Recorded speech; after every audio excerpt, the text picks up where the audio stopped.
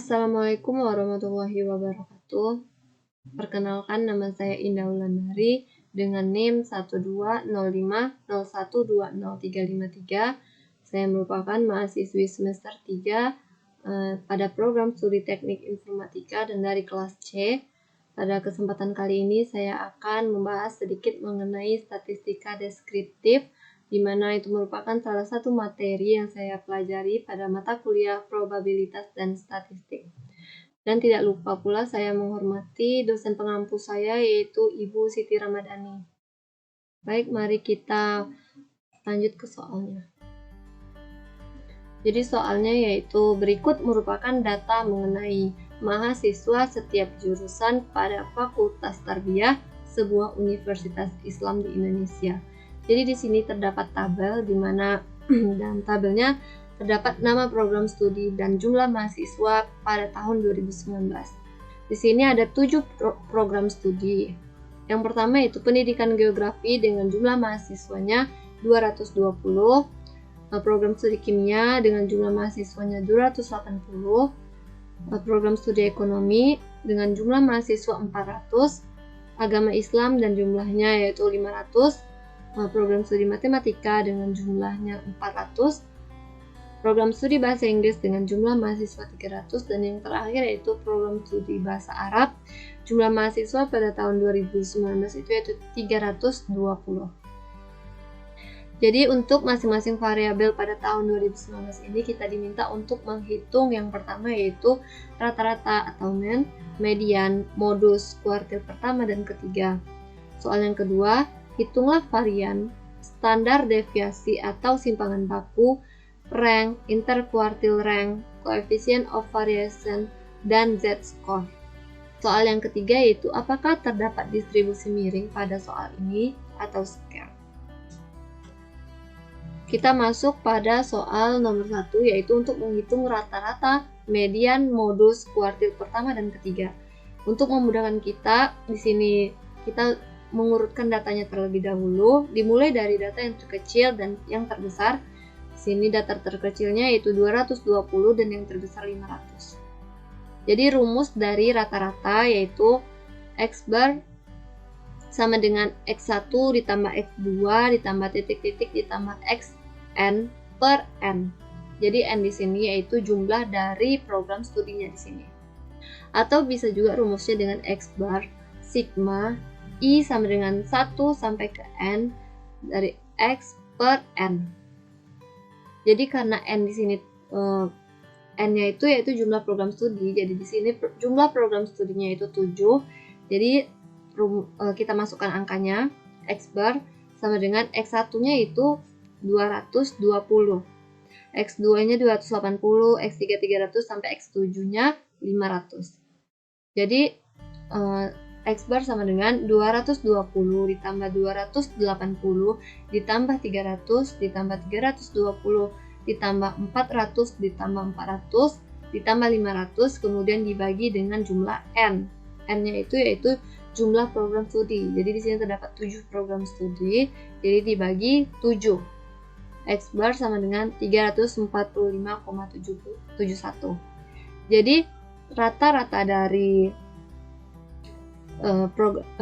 tabel ini yaitu 345,71. Selanjutnya kita diminta untuk mencari median. Median itu atau nilai tengahnya, nilai tengah dari tabel ini.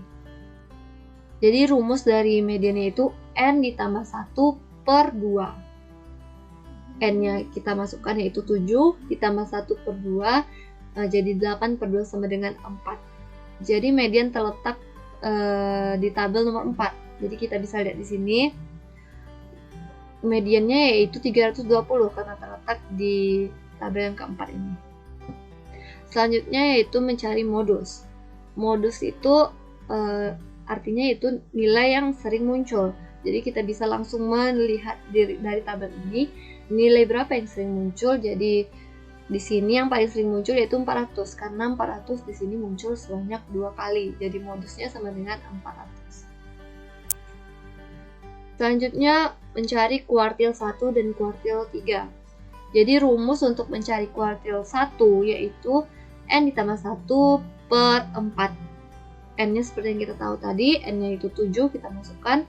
Q1 sama dengan 7 ditambah 1 per 4. Jadi Q1 di sini artinya kuartil 1. Jadi 8 per 4 sama dengan 2. Jadi maksudnya kuartil 1 itu nilainya ada di tabel yang kedua. Bisa kita lihat di sini yaitu 280. Jadi kita dapatkan bahwa Q1 280. Selanjutnya mencari kuartil 3 atau Q3. Dengan rumusnya yaitu 3N ditambah 1 per 4. Kita masukkan angkanya. Jadi Q3 sama dengan 3, N-nya itu 7, ditambah 1 per 4. Jadi kita dapatkan 7 tambah 1 per 4 itu 2, 3 kali 2 sama dengan 6. Jadi Q3 di sini terletak pada tabel ke-6 yang mana nilainya itu 400. Kita dapatkan Q1 280 dan Q3 400. Selanjutnya untuk soal nomor 2. Soalnya itu hitunglah varian, standar deviasi atau simpangan baku, rank, interquartile rank, coefficient of variation, dan z-score. Kita bisa lihat di sini, untuk memudahkannya, saya letakkan di sini tabel yang telah tersusun. Untuk soal nomor 2 saya mulai dengan soal yang paling mudah dulu, yaitu untuk mencari rank. Rank rumusnya yaitu X terbesar dikurang X terkecil. Jadi bisa kita lihat X terbesar dari tabel ini yaitu 500 dan X terkecilnya 220. Jadi rank sama dengan 500 dikurang 220 sama dengan 280. Jadi rank untuk soal ini yaitu 280. Selanjutnya kita mencari interquartile rank. Rumusnya yaitu Q3 dikurang Q1. Karena kita telah mendapatkan Q3 dan Q1 tadi di soal sebelumnya yaitu ini. Jadi Q3 itu kita dapatkan 400 dan Q1 280. Jadi kita bisa langsung masukkan saja pada soal ini yaitu Q3-nya 400 dikurang 280 sama dengan 120. Jadi hasil untuk interquartile rank yaitu 120. Jadi selanjutnya yaitu kita mencari standar deviasi atau simpangan baku. Jadi disimbolkan dengan S. Rumus dari standar deviasi yaitu akar sigma I sama dengan 1 sampai dengan N masing-masing X dikurangi dengan rata-rata dikuadratkan per jumlah data dikurangi 1. Jadi telah kita ketahui bahwa X bar atau rata-ratanya yaitu 345,71, N-nya 7. Jadi kita masukkan angkanya yaitu S sama dengan dimulai dengan X yang terkecil yaitu 220 dikurangi dengan X bar yaitu 345,71 dikuadratkan sampai seterusnya ke X2, X3 sampai ke X7 yaitu nilai 500 dikurangi 345,71 dikuadratkan per N kurang 1 karena N-nya 7 dikurangi 1 menjadi 6. Selanjutnya yaitu kita hitung dari perkuadratan itu didapati seperti angka di bawah ini. Hasil dari 220 dikurang 345,71 kuadratkan yaitu 15.803,0041 sampai seterusnya hasil dari 500 dikurang 345,71 dikuadratkan yaitu 23.805,4041 per 6. Jadi penjumlahan ini hasilnya yaitu 52.571,4287 dibagi dengan 6. Kemudian kita bagi hasilnya 8.761,90. Jadi akar dari 8.761,90 yaitu 93,60. Jadi nilai dari standar deviasi atau S yaitu 93,60. Selanjutnya yaitu mencari varian. Rumus dari varian ini disimbolkan dengan S kuadrat. Dengan rumusnya yaitu sigma I sama dengan 1 sampai ke N masing-masing dari X dikurangi X bar dikuadratkan per N dikurang 1. Karena kita telah mendapatkan S-nya yaitu 93,60. Jadi tinggal kita hasilkan saja. Jadi dapat varian ini S kuadratnya 8761,90. Jadi hasilnya tidak perlu kita cari lagi karena telah ada di hasil dari pembagian di standar deviasi. Jadi variannya yaitu 8761,90. Selanjutnya yaitu coefficient of variation atau CV. Jadi rumus dari CV ini yaitu S per X bar dikali 100%. Kita telah dapatkan S-nya tadi yaitu di soal sebelumnya ini yaitu 93,60. Jadi 93,60 dibagi X barnya 345,71 dikali 100%. Jadi nilai dari CV atau coefficient of variation yaitu 27,07%. Soal selanjutnya mencari Z-score. Jadi rumus dari Z-score yaitu X dikurangi X bar per S. Kita langsung masukin aja. Karena di sini ada 7X, jadi kita mencari sampai Z ke-7. Dimulai dari Z1, kita masukin X-nya. Dari X1 yaitu 220, dikurangi X barnya 345,71 per hasil S-nya yaitu 93,60. Jadi didapatkan hasilnya negatif 1,34. Sampai seterusnya kita cari seperti itu sampai ke Z7, yang mana X-nya yaitu 500 dikurangi X bar per 93,60 yaitu nilai S-nya. Dapatnya yaitu 1,64.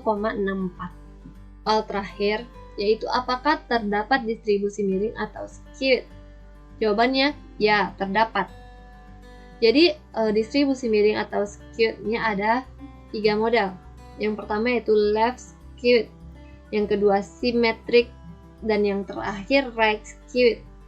Perbedaan dari ketiga ini yaitu terletak pada mean dan mediannya.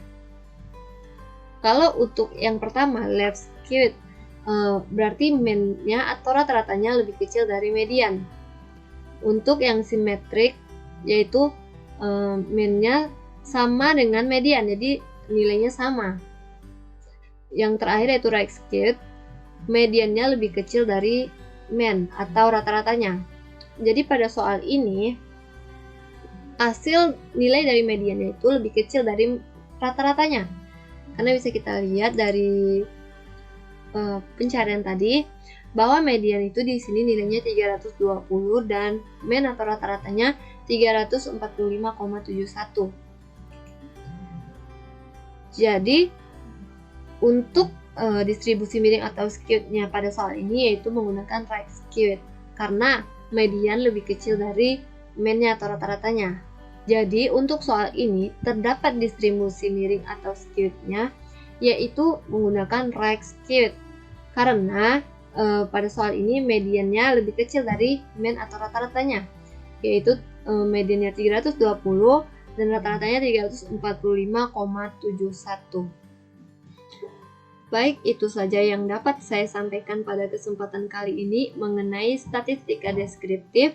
Mohon maaf apabila terdapat kesalahan dalam penjelasan maupun pengucapan kata-kata saya. Terima kasih kepada teman-teman dan ibu yang telah menonton video ini sampai akhir. Saya akhiri dengan wassalamualaikum warahmatullahi wabarakatuh.